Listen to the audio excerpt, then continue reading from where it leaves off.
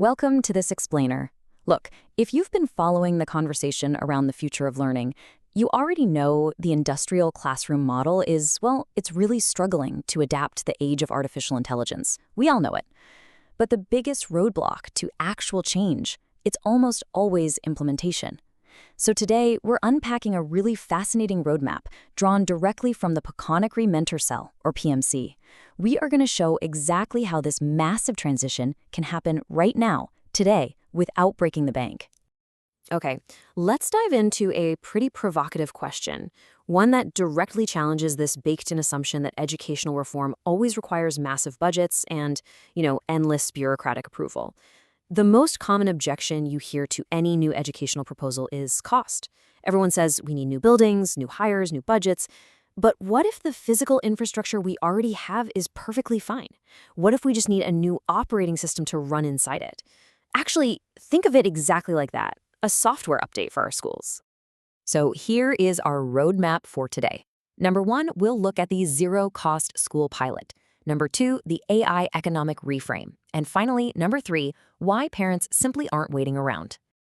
Let's jump right into Section 1, the zero-cost pilot. So, how exactly can a conventional, everyday government school begin restructuring right now, using just the resources they already have? To ground our understanding, let's quickly define our terms. The Open PMC Protocol, that's Peconic Mentor Cell, is basically an open source framework. It's designed to shift schools completely away from that industrial mass instruction vibe and move them towards localized, human-centric mentoring. It uses small cohorts of students guided by a mentor, and it heavily leverages AI for the actual, knowledge delivery. This frees up the human mentor to focus entirely on guidance, coaching, and relationship building. And this leads us to a brilliantly simple approach called the internal school pivot. Because let's be real, a huge concern with any self-directed learning model is childcare, right? If students aren't sitting in a traditional classroom all day long, where are they? Who is watching them? Well, the internal school pivot completely solves this. It proves how kids can remain safely on campus all day with zero disruption to their parents' work schedules. It works like this. While Cell A is in a reconfigured classroom with their mentor for about 2.5 hours, Cell B is out in the library or the courtyard doing self-directed quest work. And then, at the halfway point of the day, they simply swap. There is absolutely no childcare gap and zero need for new buildings. And speaking of those classrooms, existing spaces can become dynamic cell learning environments with just some really modest reconfiguration. You absolutely do not need a wrecking ball here. You literally just take a standard classroom and divide it up into functional zones. You set up study areas for focused individual work, a dedicated mentor corner for one-to-one check-ins, and a shared presentation space. Add in a basic retraining program to help traditional teachers shift their mindset into a mentoring role, and that's it. That is the full physical cost of adoption. It is incredibly lightweight. Which brings us to Section 2, the AI economic reframe. Now, as we think about scaling this up to full system adoption, we do hit a structural hurdle. The big question is, where do we get all the human mentors required for a highly personalized model like this? Governments usually reject the need for more educators outright because they view it through the lens of a massive budget expansion. But to make this work, that narrative really has to flip. It's not a budget problem. They need to reframe this as a macroeconomic reallocation opportunity, because at full scale, the PMC protocol absolutely requires more human mentors than the old industrial model requires teachers. So where do they actually come from? Well, here is the crucial unlock. Right now, we are facing an unprecedented surplus of highly educated, very experienced white-collar professionals. Think analysts, writers, mid-level managers who are actively being displaced by AI. But think about what AI actually lacks. It lacks earned human trust, irreplaceable attention, and specific relationship knowledge. Those displaced knowledge workers bring exactly what AI just cannot replicate. They bring deep, real-world domain understanding and decades of accumulated experience. So ironically, AI displacement actually creates the exact talent pool we need for these human-centric mentoring roles. This is a massive paradigm shift. By providing a brand new role, a clear training pathway, and a trusted institutional structure, the protocol redirects this newly available, highly educated human capital. This creates a really compelling political and economic calculation for governments. Instead of fighting two completely separate fires, a conventional teacher shortage on one hand and mass AI-driven job displacing on the other, this model solves both of those problems simultaneously.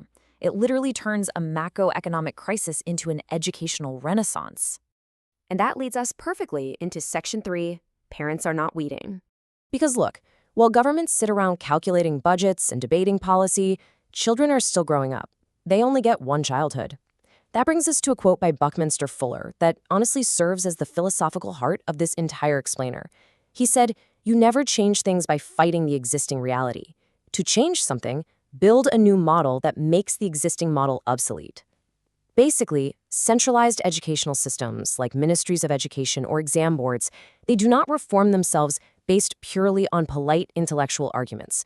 They only reform in response to demonstrated, working alternatives and the competitive pressure of institutions that have already made the jump. You have to physically build the new reality. And this is perhaps the most actionable takeaway we have for you. Parents do not need to wait for official government pilot programs. In many contexts, you can legally start a supplementary learning cell today. You literally just need to gather 4 basic elements. First, a small group of aligned families. Second, a consistent meeting space. Third, a mentor who is willing to learn the open source framework. And fourth, the commitment to run just one complete learning cycle, what the protocol calls a quest cycle. That's it. The barrier to entry here is unbelievably low.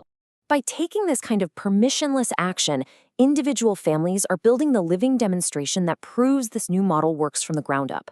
This isn't just about opting out of a broken system, it's about leading the way forward. These small, supplementary cells provide the vital evidence base. They create the actual competitive pressure that centralized systems respond to, and ultimately, they build the public mandate that makes sweeping reform not just imaginable, but absolutely demanded and impossible for governments to ignore.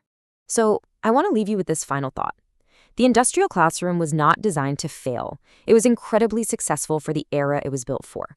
But as we navigate these massive tectonic shifts of the AI age, it is really up to us to recognize that it's merely a tool built for a world that simply no longer exists.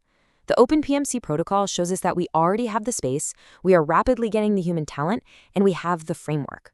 So the only real question left is, do we have the courage to start building the replacement? Thank you so much for joining me for this explainer, and I highly encourage you to think about how you might apply these exact insights in your own community today.